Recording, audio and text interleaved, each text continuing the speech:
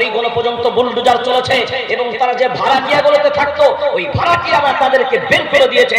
এখন বলেন এই ৩,০০০ থেকে বেশি আমার বাংলার আপামর জনতা মুসলমান, এই জনসাধারণ, এরা নির্যাতিত, এরা অত্যাচারিত, আজকে এদের বিপদে পাশে দাঁড়ানোর লোক কোথায়? গুজরাট কি ইন্ডিয়ান নয়? আজকে মুসলমান বলে নাকি? এটা যদি ৩,০০০ মুসলমান না হয়ে অন্য কেউ হতো, কথা বলেন না কেন?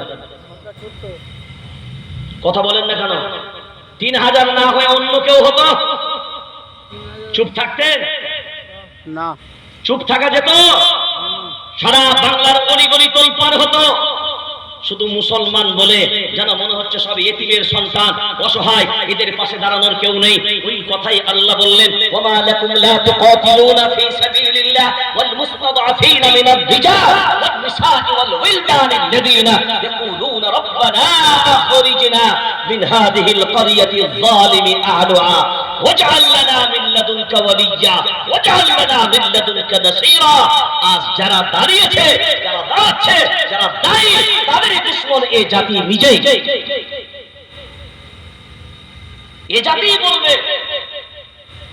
ইমাম সাহেবদের এইসব কাজ কেন হবে? ইমাম সাহেব মসজিদে আজান দিবে, আল্লাহু আকবার বলে নামাজ পড়াবে, আন্দোলনে বাটাবার ইমাম সাহেব কেন যাবে? থানা পুলিশ আবার ইমাম সাহেব কেন যাবে? তাহলে আমরা যে নেতা, তো কবে নেতা হব? যদি সব কাজ ইমাম সাহেবরা সামলাবে। তোমরা নেতা হয়েই তো দেশটাকে সব শেষ করেছো। বা তোমাদের হাতে চেয়ার গুলো পরেই তো সারা সর্বনাশ করেছো। শুধু সর্বনাশ না, কি সর্বনাশ বলো? সাড়ে সর্বনাশ। কারণ যদি এ জাতির সম্পূর্ণ নেতৃত্ব দায়িত্বহীন, দায়িত্ব নিয়ে বলছে, যদি একবার সমাজের পূর্ণাঙ্গ দায়িত্ব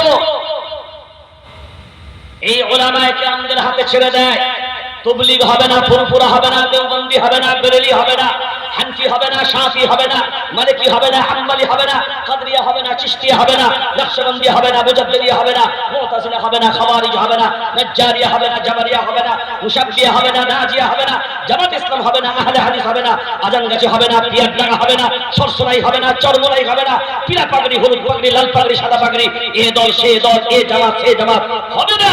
কারণ তখন যদি উলামায়ে কেরামদের হাতে ছেড়ে দাও, এই সারা বাংলা, সারা ভারতবর্ষের হিসাব নিতে হবে না। তুমি তোমার বাংলার মাটির যদি হিসাব নাও, তুমি একবার নয় 1000 বার বিবেচনা করে ভাবনা চিন্তা করে দেখো, এই বাংলার মাটি এমন নরমাল কোন মাটি নয়। 9.5 কোটি জনসংখ্যার মাঝখানে 3 কোটিরও বেশি একক সংখ্যায় মুসলমান বাংলার মাটিতে বাস করে। ভোটটাই 40% মুসলমান বাংলার মাটিতে, 33 থেকে 34% মুসলমান পশ্চিম বাংলার মাটিতে আছে।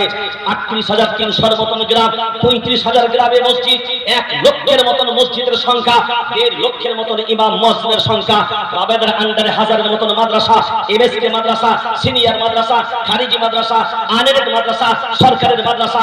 এরপর আপনি বলেন এ দল সে দল, এ জামাত সে জামাত, গোল টুপি, লম্বা টুপি, চিরা জামা, গোল জামা, কিয়াম সালাম, অমুক তবলিগ, ফুরফুরা যা আছে, একবার নয় 10 বার নয় 1000 বার নিজের বিবেকটাকে জিজ্ঞাসা করে দেখেন। আজ যদি আমার বাংলার মাটিতে এই 3 কোটি জনসাধারণ মুসলমান একবার যদি এক প্ল্যাটফর্মে দাঁড়ায়, সব মাসলাকের উলামায়ে কেরাম সব বল ভুলে যাবে, মত ভুলে যাবে, কালার ভুলে যাবে, রং ভুলে যাবে। একবার যদি দাঁড়িয়ে সব সামনের শ্রেণীতে দাঁড়ায়, সব আমার এক, কালিমা আমার এক, নবী আমার এক, ধর্ম আমার এক, জাতি আমার এক, উম্মত আমি এক, বাইতুল্লাহ আমার এক, কিতাব আমার এক, একবার যদি দাঁড়িয়ে যেতে পারে, দায়িত্বহীন কণ্ঠ বলছি 3 কোটি মুসলমান পিছনে দাঁড়াবে। এই উলামায়ে কেরাম সামনে দাঁড়িয়ে নারে তাকবীর আওয়াজ লাগাবে, 3 কোটি মুসলমান পিছনে দাঁড়িয়ে আল্লাহু আকবার বলে সারা দেবে। সারা বাংলার মাটি না, সারা ভারতবর্ষে জালিমগণ পর্যন্ত কম্পিত হতে বাধ্য হবে। কিন্তু হতেও দেবে না, হতেও দেবে না, করতেও দেবে না। এই জাতি এক হবে, এটা কখনোই এই জাতির ভিতরের গাদ্দার গুলো চাইবে না। আর যতক্ষণ পর্যন্ত এই জাতি নিজের জায়গায় দাঁড়াতে না পারবে, এর অস্তিত্ব টিকিয়ে রাখতেও পারবে না। সূরার নাম সূরা আনফাল। 10 নম্বর পারা, দ্বিতীয় নম্বর সাফা, প্রথম নম্বর আয়াত, ওয়া আতিউল্লাহ ওয়া রাসূলাহু ওয়া লা তানাযাউ ফাতাফশালু ওয়া তাযহাবা রিহুকুম ওয়াসবিরু। এটা আমার বাপের কথা বললাম না, আগেই আপনি বলেছেন এর ভিতরে যা কথা আছে সব মিথ্যা। জোরে তো ওয়া লা তানাযাউ, অর্ডারটা কার? নামাজের অর্ডার কার?